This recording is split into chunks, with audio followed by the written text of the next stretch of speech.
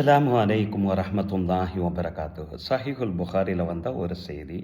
கிராமப்புற தோழர் ஒருவர் நபிகள் நாயகம் ஸல்லல்லாஹு அலைஹி வஸல்லம் அவர்கள்ட்ட வந்து, யா ரசூலல்லாஹ், மறுமை நாளை பற்றி எல்லாரும் பேசிக்கிறாங்க, மறுமை நாள் எப்பொழுது வரும் என்ற ஒரு கேள்வியை கேட்குறார்.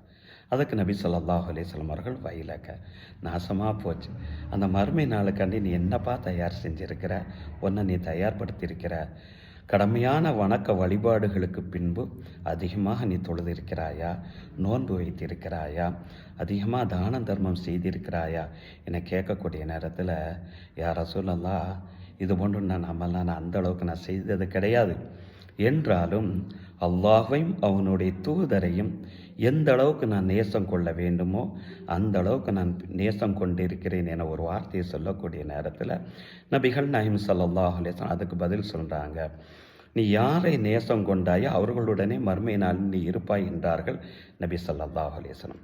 இது அந்த சபையிலிருந்து கேட்டுக்கொண்டிருந்த அனஸ் ரலியல்லாஹு தஆலா அன்ஹு அவர்கள், யா ரசூலல்லாஹ், இது அவருக்கு மட்டும்தானா, இல்லை எங்கள் அனைவர்களுக்குமா என கேட்கக்கூடிய நேரத்தில், உங்கள் அனைவர்களுக்கும் தான் என்றார்கள் நபி ஸல்லல்லாஹு அலைஹி வஸல்லம் அவர்கள்.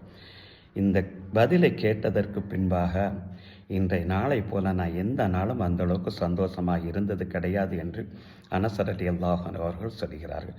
பிரியம் என்பது அவர்கள் கொண்டிருக்கக்கூடிய அந்த கொள்கையை பின்பற்றுவதில் இருக்கிறது.